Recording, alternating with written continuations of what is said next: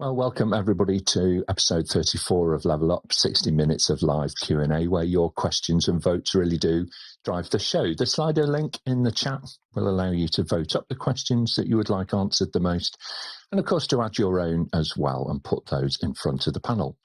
This is the first of two shows today, where at the end of the year, we're starting to think about next year, and we're talking all about careers, and in particular, taking a look at the practical things that you can do to turn your New Year's resolutions into a meaningful plan of action. So let's jump straight in and meet our panel for today.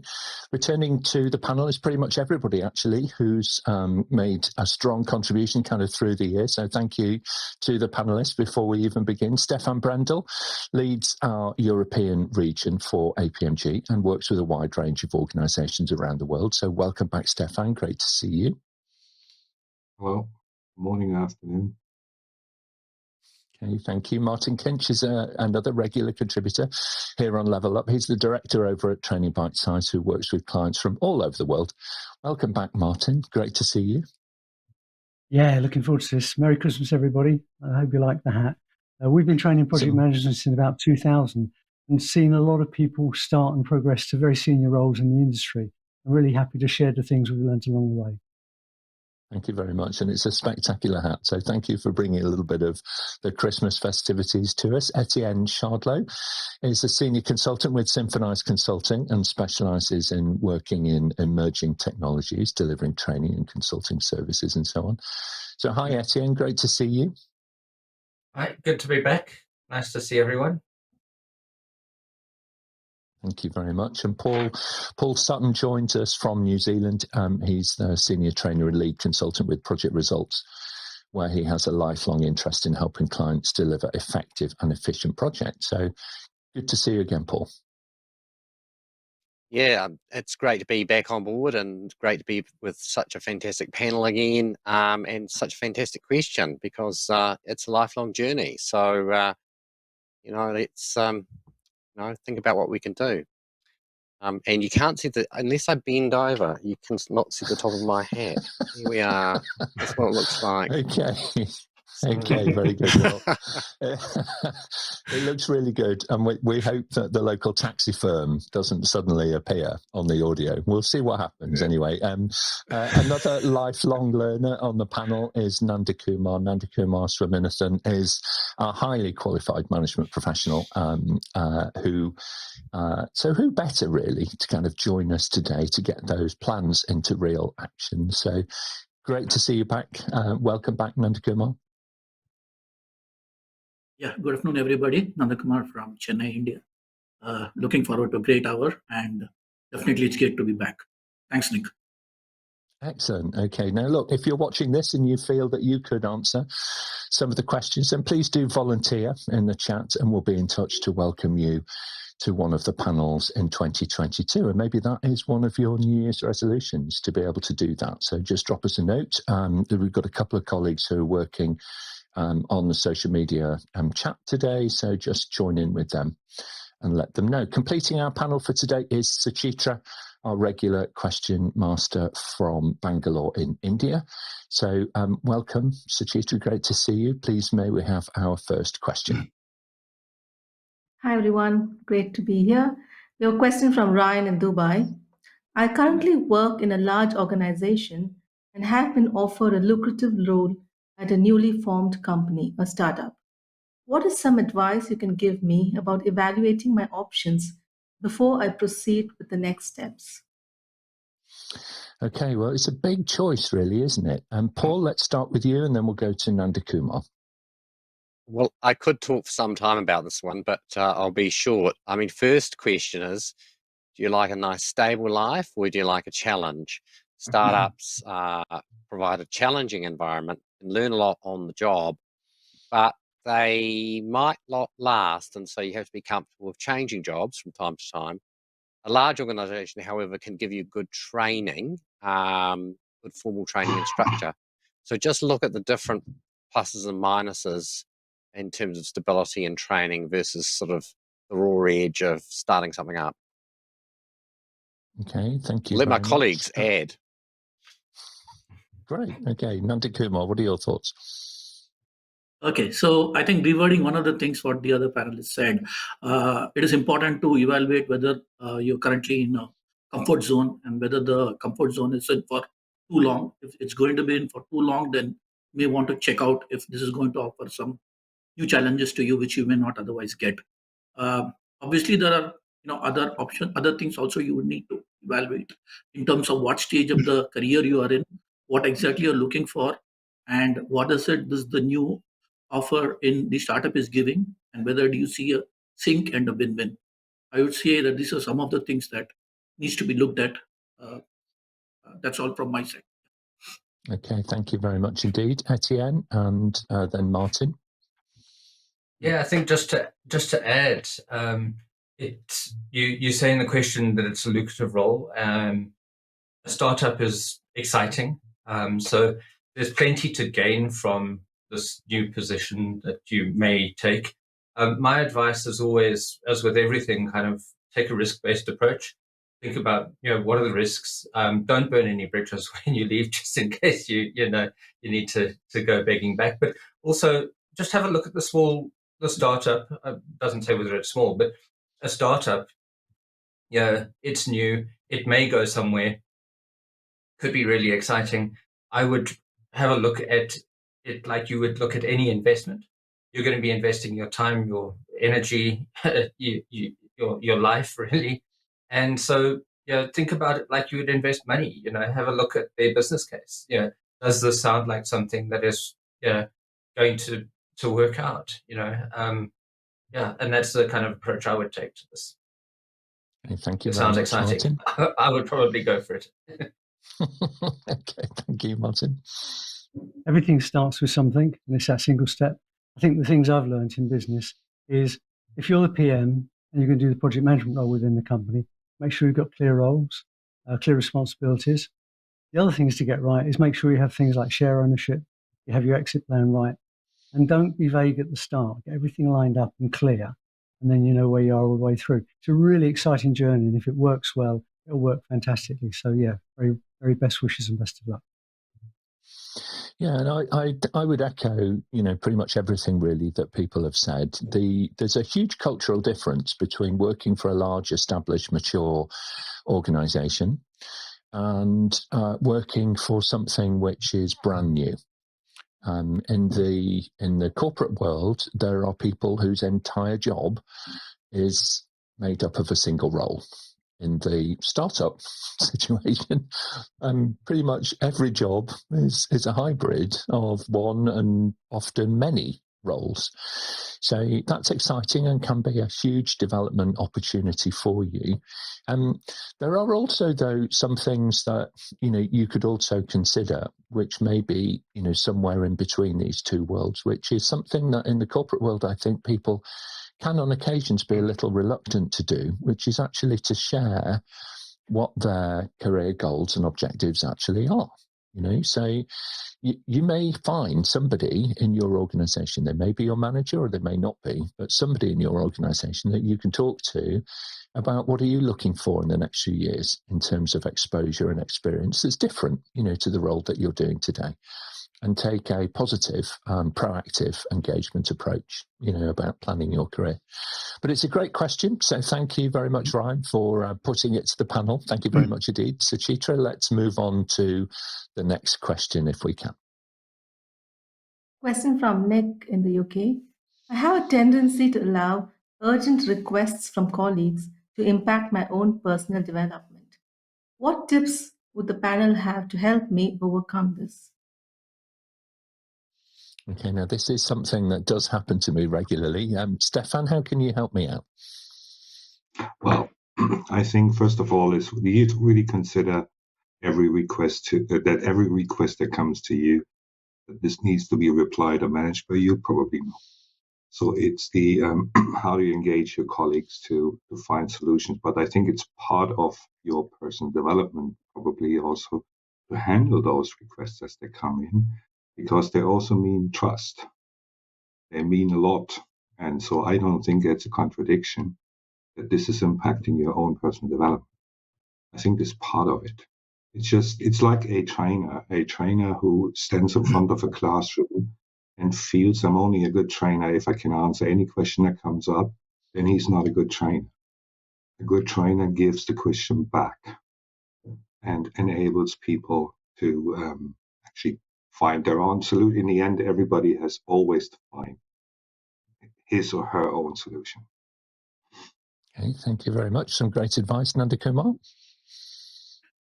Okay, so adding on in a different perspective, one is easier than said than done, but discipline is the key out here.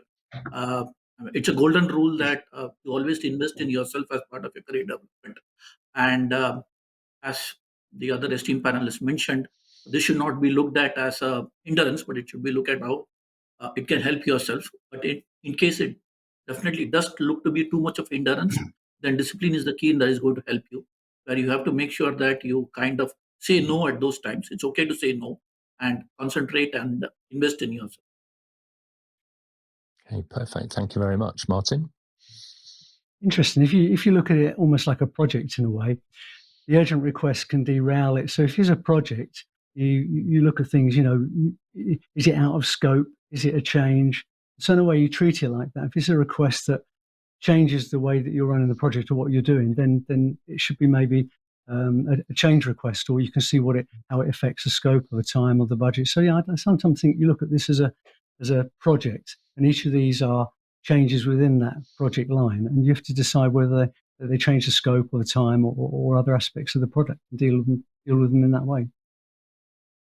Yeah, thank you very much indeed. I think there are, personality types, where we generally kind of deprioritize, things which are actually important to ourselves in favor of, doing things for other people. But there's some great advice there. So if you're like me and your time gets nibbled into, then, have a little think about that and see if you can put some of those ideas into practice. Thank you, panel. Suchitra, let's move on. We'll take the next question. Amy from Brisbane asks, I'm thinking of changing careers in 2022, but I'm nervous and not sure where to start. Do you have any advice? Okay, so it's quite a general sort of question. Etienne, where would you begin with this? I'm going to recommend a book. So there's a book by Sir Ken Robinson called The Element or Find Your Element. And either of those books would be a good starting point, with projects and things, with businesses, I always recommend finding your why and understanding why you want to do whatever it is that you want to do. And the element is a great way to help you realize what it is that you want out of life. What is your element? What drives you? And use that to kind of drive your change in career.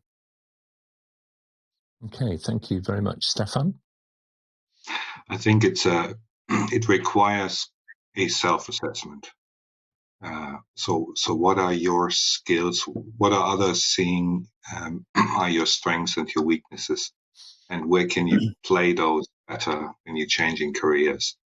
So have you been in a toxic environment before, so you know what parameters you have to look up, which I think is always an advantage when you're changing careers and not starting careers. You already have kind of a track record where this is what's gone wrong, and this is maybe even why it has gone wrong, and this is where it is about me. So I think before you change a career, make a self-assessment. Meet colleagues, a couple of good friends, and because that's the strengths you actually need to get into a new role. Okay, thank you very much. Nandhakumar? Adding on, I think one other thing I see stemming out of being nervous is also the fear of failure. So there has to be significant efforts or subtle efforts to be taken to see how this fear of failure or starting something new can be overcome. And then once basically you have all these other things that has already been mentioned, that should help at least take away some part of the nervousness. And it should challenge, and it should also encourage you to move on to what you have decided after doing a thorough assessment and the gap analysis and the SWOT and the various other things that have already been mentioned. Yeah, I completely agree with that. One of the things I think that has plagued it's become a plague actually in 2021, is the LinkedIn poll.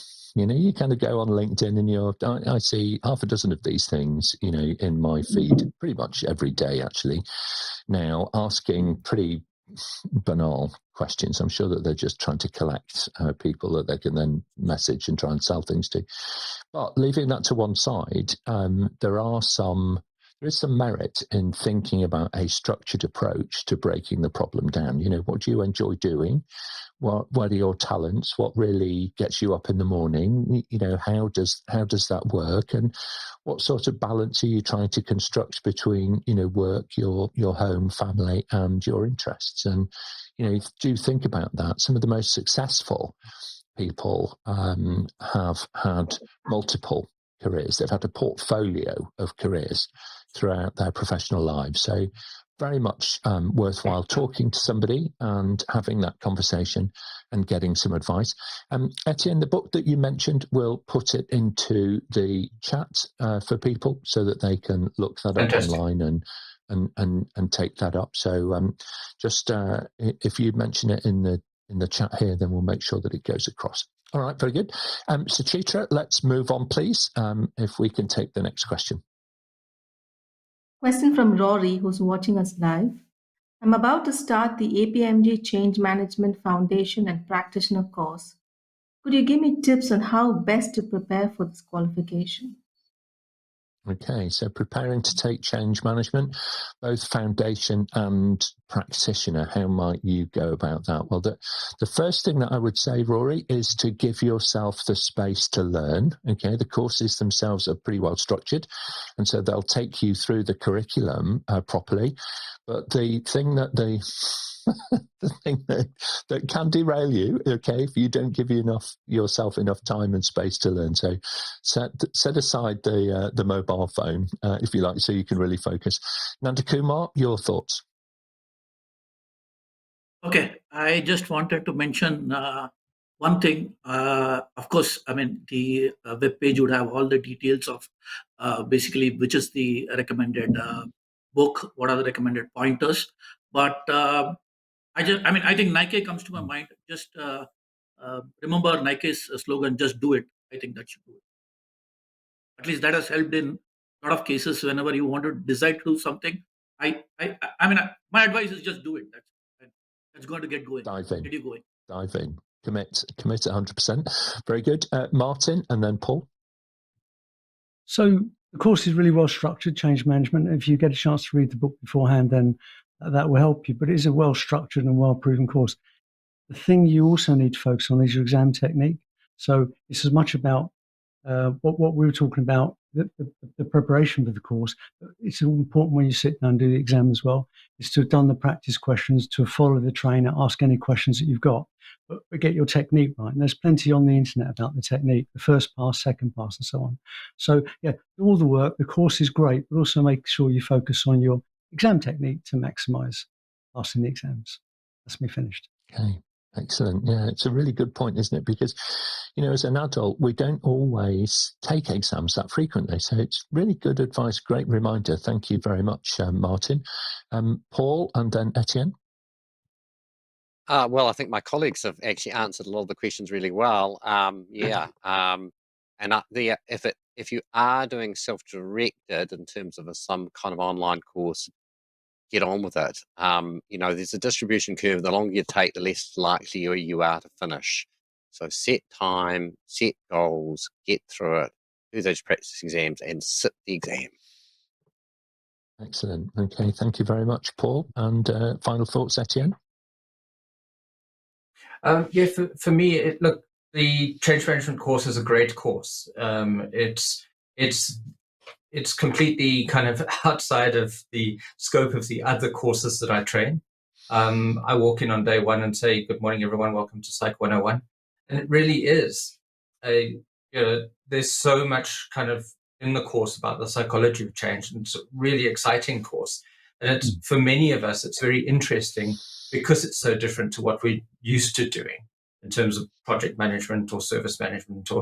And so, just open yourself up to these interesting new ideas. And it's a fun course. It's not always the easiest, but it's certainly fun and it's exciting. And so, yeah, just open yourself up to some new ideas and, engage. If you have a live trainer, ask questions, get involved, engage, chat to the fellow delegates. That's always the best way to get anything out of a course. Absolutely. Thank you very much. And if you are, if you want to kind of practice, there are some sample papers from memory that are available on APMG International's website, which is apmg-international.com. So you can go there and you can also talk with your training company about, getting access to those and so on. So excellent. Very good. Thank you very much, panel. And a great question. So thank you for submitting that and letting us know. Every best wish for your study. So let's move ahead and take the next question, please, Suchitra. Another question from a live viewer, Colin. What advice would the panel give to someone in oil and gas who feels threatened, like abandoned coal miners, by more unemployment?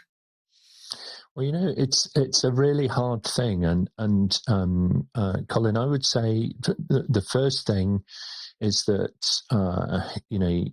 to say is that there is life after these events. Okay, many of us have been through many iterations of being employed and then things scaling back in particular industries and needing to change industries and so on. And one of the things that strikes me about colleagues who I've worked with from the oil and gas industry is how incredibly transferable many of their skills are. I've worked with several people in the software. My background's in the software industry, but with several people in the software industry who had really great domain knowledge of oil and gas, some upstream, some downstream. And, those sorts of domain knowledge skills and so on are incredibly transferable, to other situations. Stephan, your thoughts, and then we'll come to Paul. Yeah. As you know, I'm originally based in Germany. Germany there's one area where there's a lot of coal mining, and this has been closed down. Basically, it's going on for 40 years. And as you say, Nick, skills are transferable. There are lots of offerings by the government. Some people go in early retirement, but others actually have started a new career. But it tells me two things. One is, yes, you can transfer your skills. You can get into new careers, but you have to have the will to do that, which is the second part, which is when we were speaking about change management. Right, so this is a change, and you have to make sure that you really want to do this. So if you are afraid of unemployment, you don't necessarily have to. I think there are in almost every country there are ways of getting there, and in oil and gas, I wouldn't even be threatened. It's another way of probably how oil and gas will be mentioned in the future. Oil and gas not dead. So it is the change that we all need. And so we were talking about change management. It's one of those APMG courses, even through the pandemic, was one of the most demanded because people needed to change. Right. Thank you very much indeed. Paul, your thoughts? Yes, thank you, Stephan. I think that you need to look at your transferable skills. I mean, if you were doing project management in oil and gas, you can do it somewhere else. If you were doing engineering in oil and gas, you can do it somewhere else. So you can transfer those skills, keep trying. You might have to be a bit flexible, but you will leverage yourself somewhere else. If you're thinking of doing some retraining, get on with it. Yeah. We used to, in the old days, we used to sort of, one career for your entire life. I think now it's sort of thinking about 4 or 5 career changes in anyone's life. And actually that builds someone who has had a lot of different experiences. That adds a lot of value to an organisation. I think, actually that's a lot of value. Absolutely right and proper. And one of our panelists actually is he works in the area of cybersecurity for flow control and systems that are extensively used in industries like oil and gas that control, pressures and monitor temperatures and offer, data logging back to large systems for controlling the supply chain of products and the value chain overall. So there are a lot of related areas as well where that experience that you have in the oil and gas industry are highly applicable and could well be a huge value to other organizations. So begin building your network, I would say. Talk to others, sound them out, find out a little bit, about where they work and what they do, and engage the power of your network. So, and if you're in this situation, anybody, and you want to link up with anybody on the panel via LinkedIn, then we're all pretty easy to find. So please do look us up and make a connection. Good. Suchitra, okay, let's move on then, please. If we can take the next question. We're getting more festive as we kind of go through the show, which is really good. So thank you very much for joining in like that. Next question, please. Yeah, I had to join in. The next question is from Marie in Singapore. Do certifications really add value to my CV? I have gained a lot of knowledge and skills in my current job, but I don't have any certifications to prove this.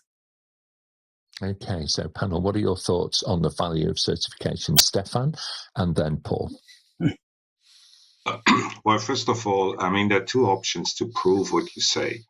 So if you have gained a lot of knowledge, then one thing can be a testimonial.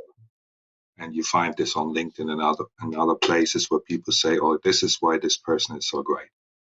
And the other is, more an objective way, is to have a certification. It's a proof of knowledge. It's a proof of practice as well, because there are so many.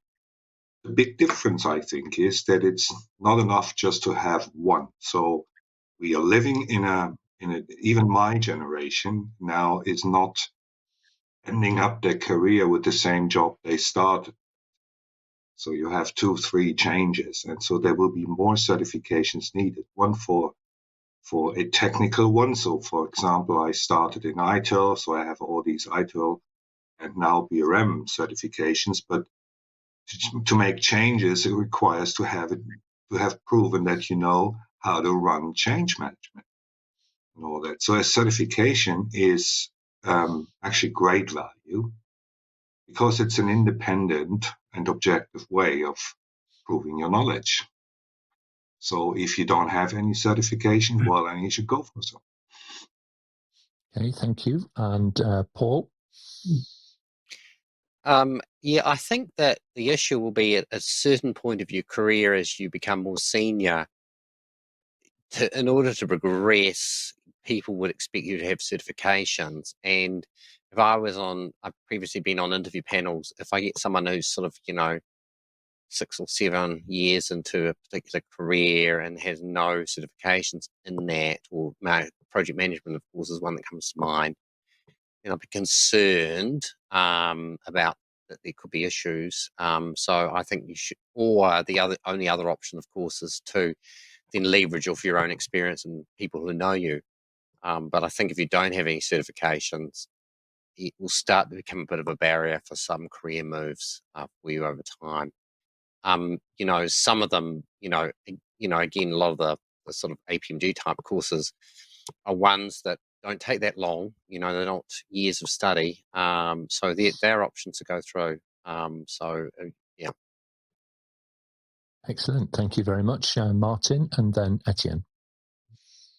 So I think where you are, fantastic, and having all those skills and knowledge in your current position is great. It's when you go to another position. So in the UK, I can't talk about the UK, really not Singapore, but in the UK, there's something like 18,000 project management vacancies currently on Reed. And the only way you're going to get up the pile on that is to prove your knowledge and your focus, and that's where the additional certifications come from. So we've got the base recipe, which is the project management skills, but is it an agile environment that you're going to move towards? Is it project planning control more into engineering or construction? So start to think about the add-on certifications that build the skills up, and they will take you to the top of the list in terms of then your next vacancy and where you move forward. That's me. Thank you, Martyn. Thank you, Etienne.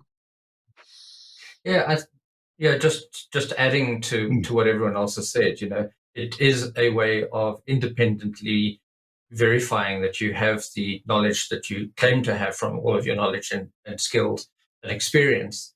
It's a great way to be able to demonstrate that, and it works side by side, as was said earlier, with recommendations. So if you think about your CV, you're demonstrating your experience by listing your work history and your kind of career history, and then you're backing it up with your references. And now your certification is really a reference from a certification body or from some kind of assessment institute that says, well, we also are putting our money where our mouth is and saying, well, yes, you've got the skills that you claim to have. And if you've got lots of knowledge and skills, doing the courses is really easy because you've got the practical experience.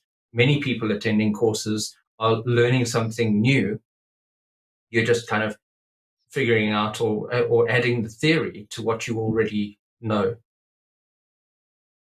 Yeah, some great advice there.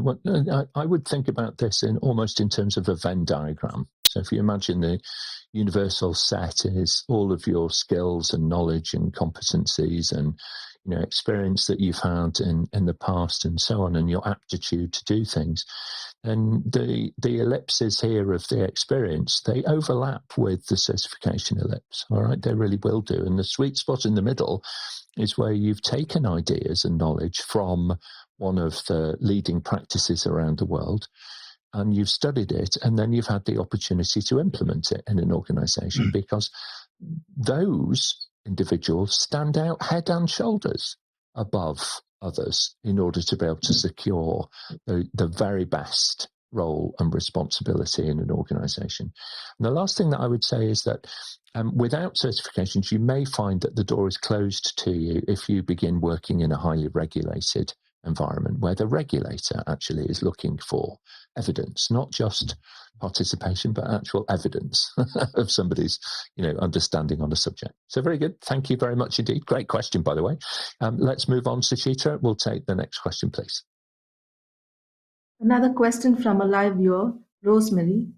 I have been training as a Scrum Master since the first lockdown in 2020 and have been in internships as well, but each interview leaves me with a bitter taste in my mouth. How do I prove to potential employers that I have what it takes to perform the role? Okay, this is one of those classic situations, isn't it, where somebody's clearly dedicated themselves to learn. They're getting on with it and they're owning their own career development, but they're not actually getting that traction through. The first thing that I would say, Rosemary, is to leverage your network. Connect with me on LinkedIn. By all means, please do. Let me find out a little bit more and see what we can do, because it's through that network really that people do get opportunities to grow and develop and to try different things out. What other thoughts do we have from the panel for Rosemary to consider doing next? Martyn? Hey, Rosemary, good question. I think it's a matching exercise, isn't it? You've got A, you've got B, and it's about the match. So I don't know whether the type of roles you've been applying for have been right. But if you research your roles, research it relative to your qualifications or infill any certifications you require. Scrum Masters are really in demand role at the moment. And we're seeing vacancies for that going up and training requirements going up. So it's there definitely. And I think it's a matching process. So it might be looking at the type of jobs you're applying for, the level you're applying for, but also your interview technique, the way that the interview goes. And it may be you could work with someone or do some role play in the interview process. So maybe as much of a number of components to make it, but it's an exciting time, and there's a lot of opportunities out there. So just think about the matching. There's something there quite gelling, but the opportunities are there, and you can do it. Just focus on it. That's a really, really good point, Martyn, about that interview technique, because it is something that it's very hard to do in isolation. You do need somebody else to act as the interviewer, and you may find somebody on in your network, who actually works in HR or is a hiring manager or a team leader, and talk to them about the kinds of questions that they ask, and go through some dummy interviews and see how you score in being able to answer them. All right. So very best of luck with that, though, Rosemary, and I hope that 2020 brings you the breakthrough that you're looking for. So, Suchitra, let's move on, please, and we'll take the next question. Question from Paul in Adelaide. Better engagement with stakeholders seems to be what every project needs, but no projects seem to commit to improving their stakeholder engagement. What do you think of this statement? Should we be working on stakeholder engagement? How can we improve this? Nandhakumar? All right. There seems to be multiple parts of the question, at least three parts. The first thing is, what is the opinion about the statement? It is true in terms of stakeholder management engagement is one of the breaking factors of whether it makes the project program a success or not a success. Second question was, should we be working? I mean, that's a no-brainer. I mean, it's as I already mentioned, it's one of the very critical factors, and there should definitely be a lot of emphasis on stakeholders. One thing is there seems to be reference to stakeholders with respect to projects, but in real life, it is more on a program kind of a level that you have more formal stakeholder management that is done, whereas at a project level, it is kind of done more at a kind of a informal level. So that distinction needs to be pretty clear when we go with this particular thing. And the last part of the statement question was, how do we improve this? Okay, so the key there is there are a lot of stakeholder engagement matrices that are out there in play, the power interest matrix, and there are a couple of other matrices that are out there. What needs to be done is it has to be seen which is the one that suits the best in the current environment, in the current circumstances. There should be a proper plan for stakeholder engagement right at the planning level, and there has to be frequent revisions to that based on how things progress as we move along. So, for example, if you see that some of the techniques that are not working out for you in this specific context, then one should feel free to change it on the fly as we go ahead. So these are some thoughts that comes to my mind. I would let other panelists also hold on to it, but the question is a very valid one, and it's a pretty practical challenge that is practically seen in real time. So this is something that we can definitely have a good discussion around this. Thanks very much indeed, Nandhakumar. I agree with that. I think there's so many different aspects to this. Etienne, take us down one route, and then we'll hear from Stephan next. So the statement, definitely agree with it. Better engagement with stakeholders is what every project needs. But I would argue that it's bigger than just projects. It's what every business needs. It's what everyone needs. It's important that we know who our stakeholders are and who is affected by what we do and who affects what we do. I spend a lot of time assisting with governance implementation. I spend a lot of time in kind of corporate governance of IT spaces, in project spaces, and stakeholder engagement is key to making all of those things work.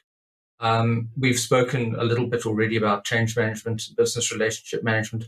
Both of those are really all about stakeholder engagement, and I would argue that governance is too. If we're not interacting with and getting a feel for why people want what it is that they're asking for, or we're not engaging enough to know what people are asking for, we're bound to deliver the wrong things, especially in projects. So it really is critical that we engage with all of the different stakeholders, understand what they want, what their concerns are, and address those, to make the project a success, but also to deal with any kind of negativity around the project or any concerns that people have. People are afraid of the unknown, and even I always say, a project might be a really good idea. It might be something that we're really excited about, but there's stuff we're going to miss about the old way. And so if we know what those concerns are, then it helps us to manage that change, but we're not going to know what those concerns are if we don't engage. So stakeholder engagement, always key. Thank you very much. And Stephan, final thoughts on this one? Yeah, so it has already been replied to. Should we be working on stakeholder engagement? Yes, period. Yeah, to improve that there can be several ways. One is you can actually have not the engagement you want to get from stakeholders if you just screw a meeting with them. So it is how you facilitate.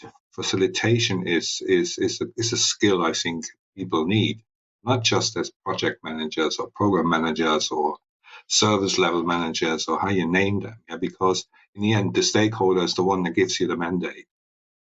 It's the one that makes your project run. And very often it's not just about you and your skills. It's about them not willing to commit.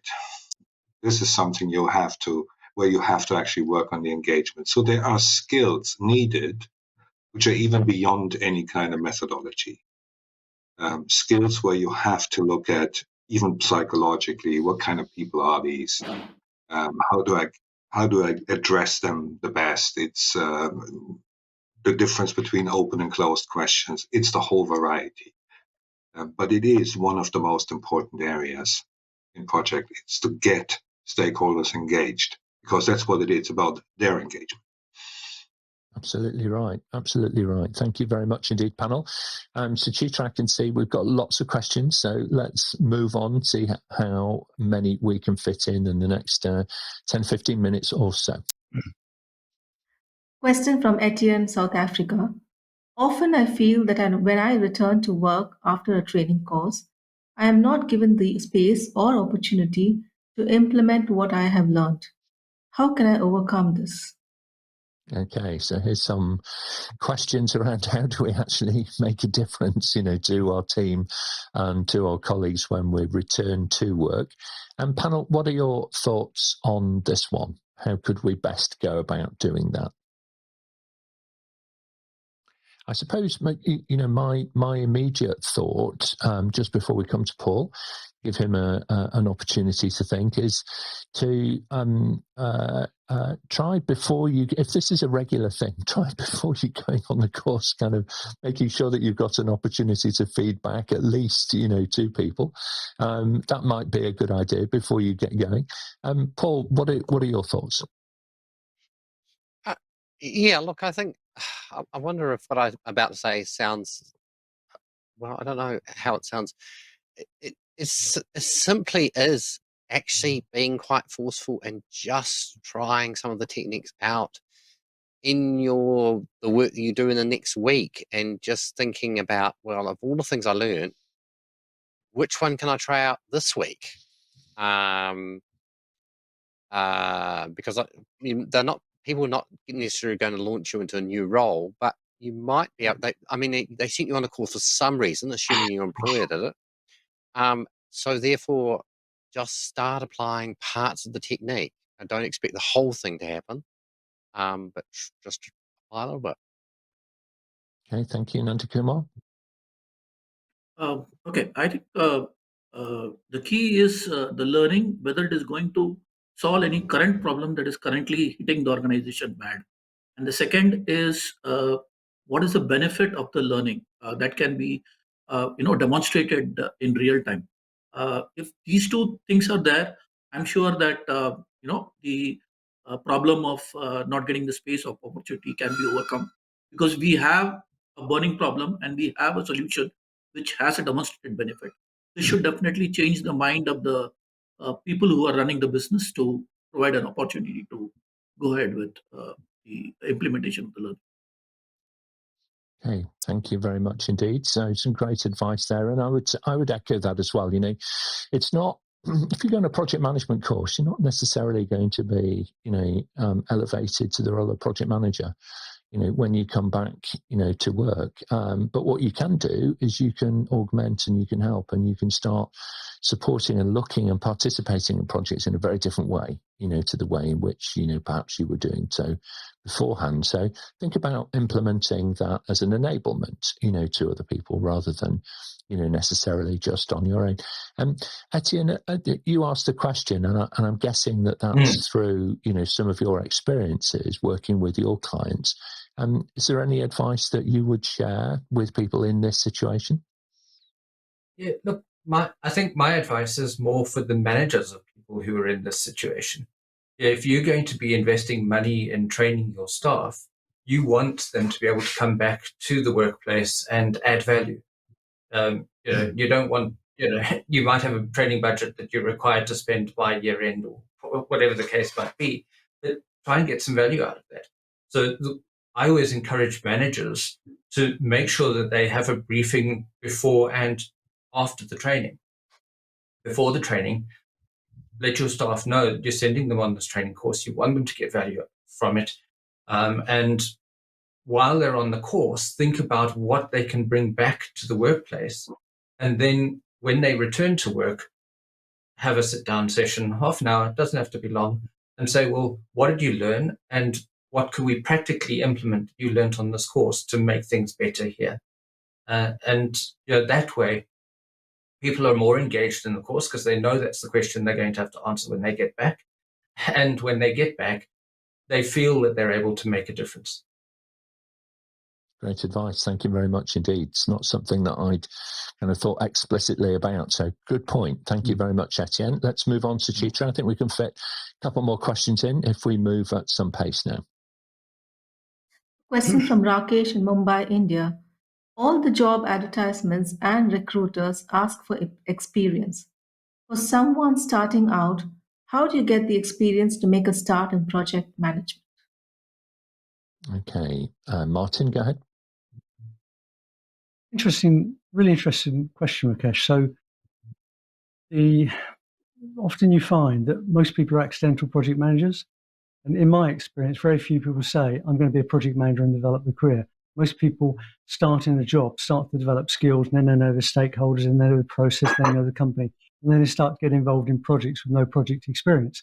And then they build their project experience. So sort of set it back a bit, really. What experience do you have? What are your skills? What are your skill sets? Will they allow you to get more involved in peripheral projects where you can start to build your skills up? So the entry point might be through your skills and knowledge in another area to then step into the project roles and start taking on more responsibility. That would be the best advice I could give. Thank you very much. Etienne? Yeah, for someone starting out, it might be an idea to just work on a project or two, not necessarily try to jump into managing a project without having kind of worked on a project. And often those kinds of roles are a little bit easier to get into than kind of jumping in at the head of the project. But I would also argue, especially when you're talking about getting a start in project management, we've all managed projects. Project manager or not, you've organized a holiday, you've repacked a wardrobe, you've done something that could be seen as a project. And think about those little projects that you've taken on in your own life. And what are the skills that you can take out of that are going to kind of add value in a business project? So you might not necessarily have that kind of work experience, but you've certainly got experience running projects in your personal life. And if you can, even in the interview, be honest and say, well, I haven't managed a project, but I've experienced this in other projects, or I've experienced this when I was doing this. These are the lessons that I've learned from my own experience, and you can kind of build up slowly. Jumping in to a project management role kind of straight out is probably not going to work. But use that little bit of experience you've got in your personal life and your personal projects to get yourself a position on a project, even if it's on a project team or supporting a project manager, and build up slowly. Excellent. Thank you very much, Paul. The advertisements may well say experienced project management required, but there is a huge shortage of project managers. And so all of the employers will want to go for the experienced ones, but they may not find them. So you could leverage yourself into someone who wants a project manager who's starting out and who's building experience. And think about leveraging yourself in those roles, being part of a project team, maybe doing part of project support, maybe project coordination, and start to get yourself into the project environment. When you've got yourself a job alongside people who are doing project management in the project environment, an opportunity will eventually come up to get into one of those project management roles. The advantage is you'll be able to have a look at those roles and decide which ones you like and if you want to carry on with them. Yeah, absolutely. And I agree with that, taking that incremental approach. Volunteering is a great way for you to jump up the project leadership hierarchy faster than perhaps you might be able to do in your day-to-day job, because you need to deliver in your BAU role as well as participate in other things. But volunteering outside of work is a great way to do that. And also, you know, if your heart is set on becoming a project manager, then it's a bit like, you know, competing in the Olympics. It kind of begins with, you know, joining in at a very humble, you know, personal level, getting some training in and working with a club, and then building up to, you know, a national team and so on and so on. So there's a lot of steps on that journey, from team leading, engagement leading, and so on, to ending up, you know, in the leadership position of running a project. So take heart. Those shortages are your opportunity, and it's all about how you present those micro projects that you have already worked on, to Etienne's point and to Paul's point. You know, work on your CV and turn it into something which, you know, echoes the real experience that you have had so far in your life. Very good. Excellent. Let's move on, please, Suchitra, and we'll take the next question.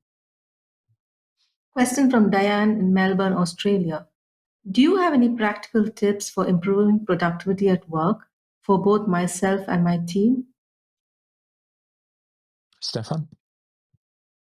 Well, first of all, you might have given some reasons why productivity needs to be improved.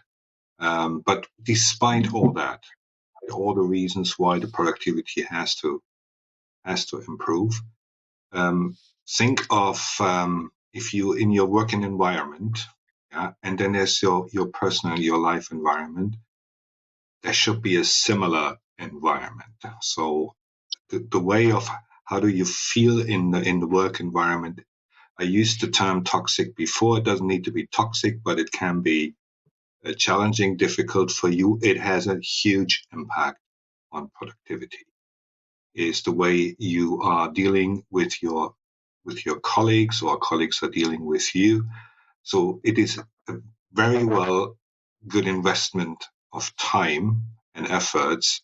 Try to find out about that, to fix that, because we know this even from neuroscience that a good working environment is because we need to feel safe. So when you're safe at home, you feel safe at home. You should feel safe at work, or at least make this happen for you.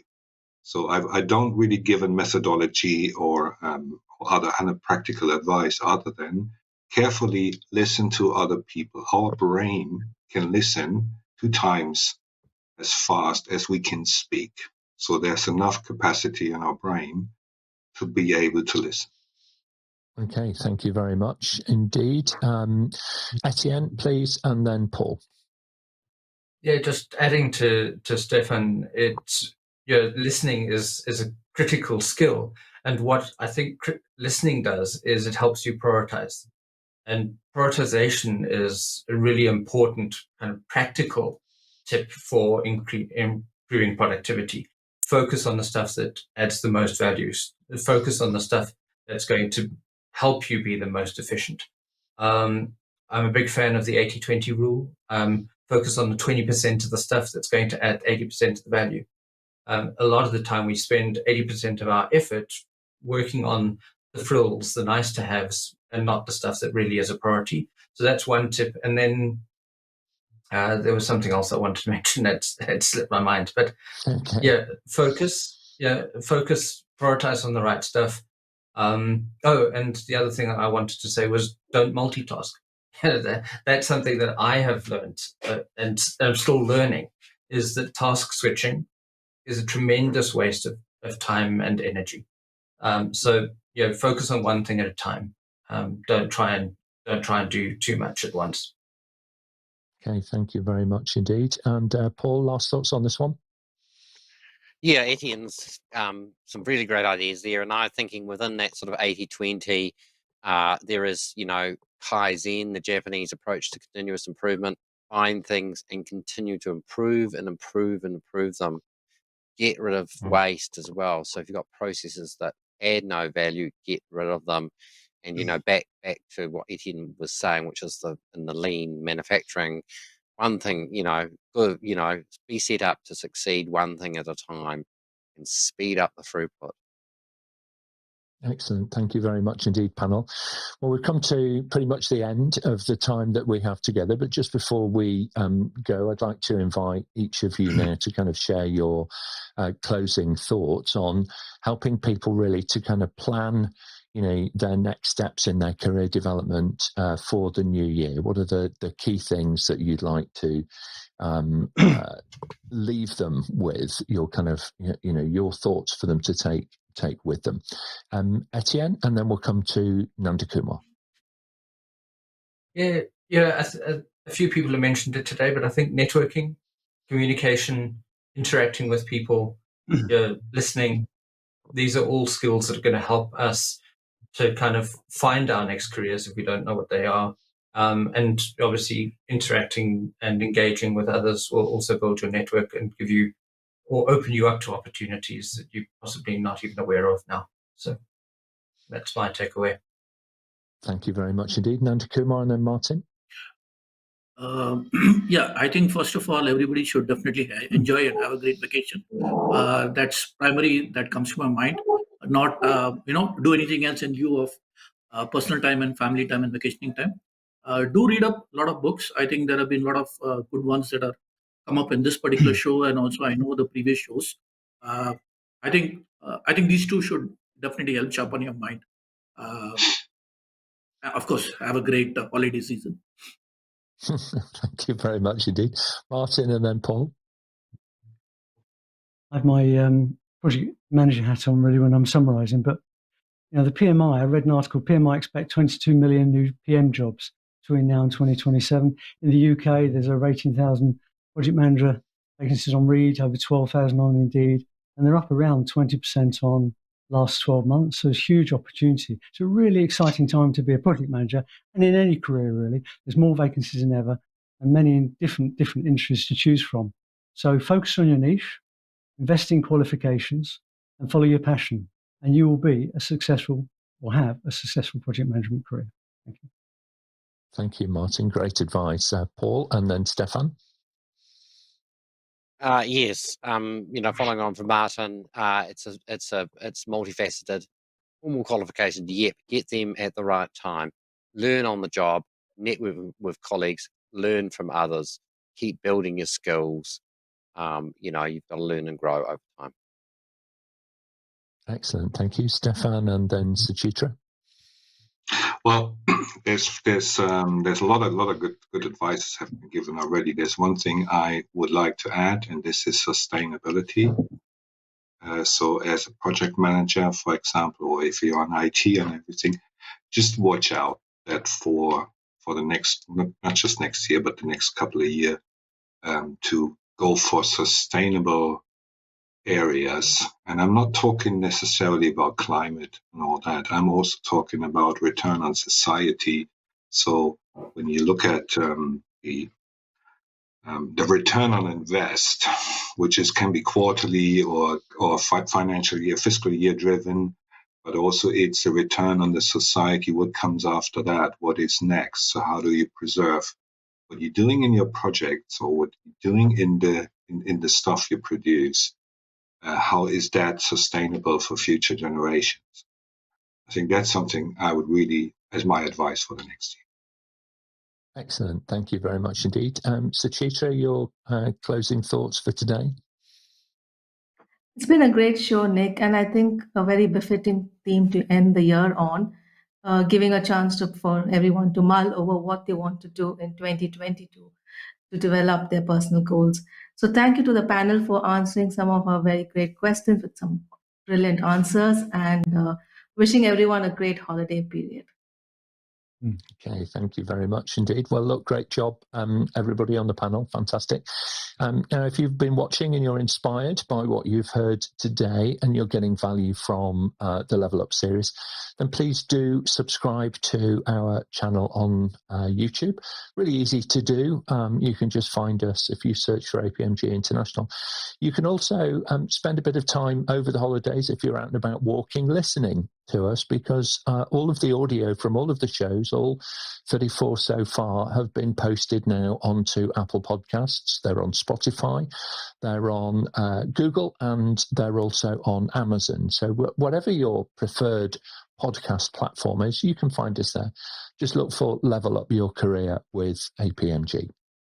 Now, coming up later on today is the second part. So this is in two parts today of our exploration into careers and planning for new beginnings in 2022. So if you're available and you'd like to join us for that, you're very welcome. 1 p.m. GMT is the time that we'll be live on YouTube and on LinkedIn.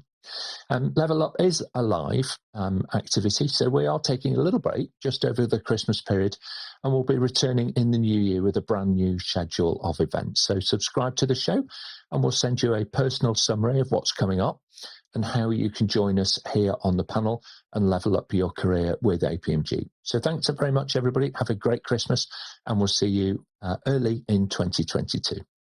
Bye-bye now.